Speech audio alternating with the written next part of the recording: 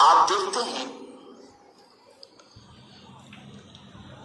کہ جو بچہ جوانی کی دہلیز پر قدم رکھتا ہے تو اس میں اس کی باڈی کے اندر چینجز شروع ہو جاتے ہیں، تبدیلیاں پیدا ہو جاتی ہیں، اس کی آواز بدل جاتی ہے۔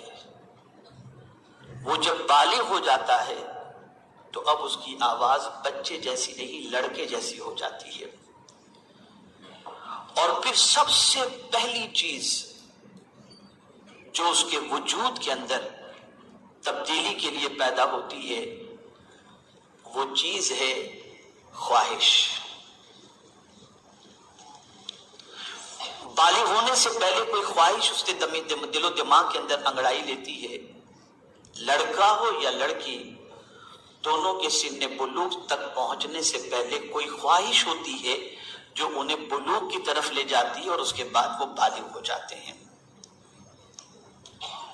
یہاں سے یہ بات سمجھ میں آئی کہ ایک نوجوان کا سب سے بڑا پرابلم یہ ہے کہ وہ اپنی خواہش کے بارے میں اینالائز کرے کہ اس کی خواہش کیسی ہے۔ سب سے بڑا مسئلہ یہ ہے۔ خواہش اچھی بھی ہوتی ہے، خواہش بری بھی ہوتی ہے، لیکن قرآن مقدس میں رب قدیر جل جلالہ نے واضح لفظوں میں فرمایا کہ نفس کی وہ خواہشیں جو تمہیں حلال اور حرام سے دور کر کے برائیوں کی طرف لے جائیں، ایسی خواہش کی پیروی کبھی مت کرنا، ورنہ تم گمراہ ہو جاؤ گے، اللہ کے راستے سے بھٹک جاؤ گے۔ وَلَا تَتَّبِعِ الْهَوَىٰ فَيُضِلَّكَ عَنْ سَبِيلِ اللَّهِ۔ سورہ صاد کی یہ آیت بتا رہی ہے کہ اگر آدمی نے ہر خواہش کی پیروی کی، ہر خواہش کے پیچھے وہ چلا، تو اس کی خواہش اسے اللہ سے دور کر دے گی، گمراہ کر دے گی۔ آج کے یوتھ کا سب سے بڑا پرابلم یہ ہے کہ وہ اپنی خواہش کے غلام بن چکے ہیں۔ وہ اپنی خواہش کو فالو کرتے ہیں، وہ اپنی خواہش کے پیچھے پیچھے چلتے ہیں۔ وہ کبھی یہ اینالائز نہیں کرتے کہ ان کی یہ خواہش حلال ہے یا حرام، جائز ہے یا ناجائز۔ ان خواہش کی بنیاد پر کہیں ایسا تو نہیں کہ ان کی دنیا اور آخرت تباہ ہو جائے۔ یہ جج کرنے کی ایبیلٹی اور صلاحیت ان کے اندر قطعی طور پر نہیں ہوتی۔ نتیجتاً وہ اپنی خواہش کی پیروی کرنے کے بعد تباہ بھی ہو جاتے ہیں اور برباد بھی ہو جاتے ہیں۔ اسی لیے قرآن مقدس میں رب قدیر جل جلالہ نے واضح لفظوں میں فرمایا کہ کامیاب وہ نہیں ہے جو اپنی خواہش کے پیچھے چلا۔ قد افلح من تزکا، قد افلح من زکاہا وقد خاب من دساہا۔ جو اپنی خواہش کو کچل دے وہ کامیاب ہوتا ہے، کامیاب وہ نہیں ہوتا جو خواہش کے پیچھے چلے۔ آپ دنیا میں جتنے بھی یوتھ ہیں، جتنے بھی نوجوان ہیں، ان کی ناکامی کے پیچھے اگر آپ ریزن تلاش کریں تو یہ ریزن سب سے بنیادی آپ کو نظر آئے گا۔ فزیکلی ہو، مینٹلی ہو، ایجوکیشنل ہو یا کیریکٹر وائز ہو، اگر آج کے نوجوان کی جوانی برباد ہوتی ہے تو اس کی سب سے بڑی وجہ یہ ہے کہ وہ اپنی خواہش کا غلام بن جاتا ہے اور خواہش کی پیروی کرنا شروع کر دیتا ہے۔ آپ ذرا دیکھیں، میں ایک سوچ آپ کے سامنے پیش کر رہا ہوں۔ وہ بچہ جو بورڈ کے ایگزام کے اندر بیٹھتا ہے، ایس ایس سی کے ایگزام میں بیٹھتا ہے، اور ایس ایس سی کا رزلٹ جیسے ہی آؤٹ ہوا اور وہ جونیئر کالج کے اندر ایڈمیشن کے لیے جانا چاہتا ہے تو سب سے پہلے لڑکا ہو یا لڑکی ہو، اچھے ڈریس بنانے کی فکر ان کو زیادہ ہوتی ہے۔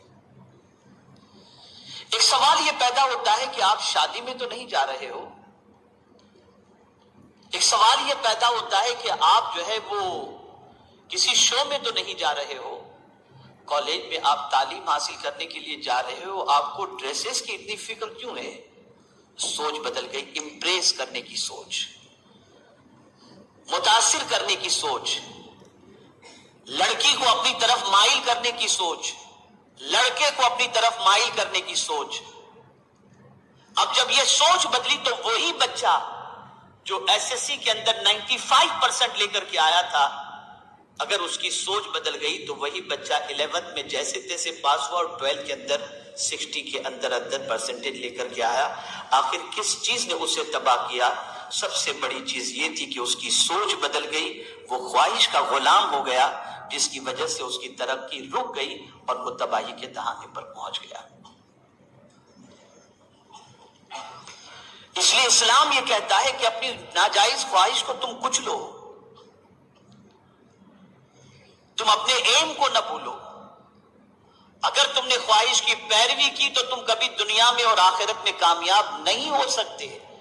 اسی لیے قرآن مقدس میں رب قدیر جل جلالہ نے واضح لفظوں میں فرمایا افرأیت من اتخذ الہہ ہواہ، کیا تم نے ان لوگوں کو دیکھا جنہوں نے اپنی خواہش کو معبود بنا لیا ہے؟ یعنی وہ اللہ کی نہیں مانتے، اپنی خواہش کی مانتے ہیں۔ طبیعت جس طرف لے جاتی ہے اس طرف مائل ہو جاتے ہیں۔ میرے پیارے آقا صلی اللہ علیہ وسلم کے پیارے دیوانوں اور طالبات، معزز خواتین،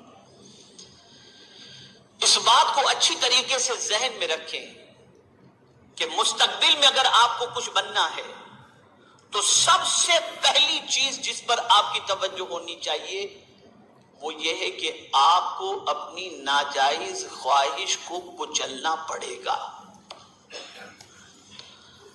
اگر آپ خواہش کے غلام ہو گئے، خواہش کی پیروی آپ نے شروع کر دی، تو آپ کبھی بھی دنیا کے اندر کامیاب نہیں ہو سکتے اور آپ کا مستقبل کبھی بھی برائٹ نہیں ہو سکتا۔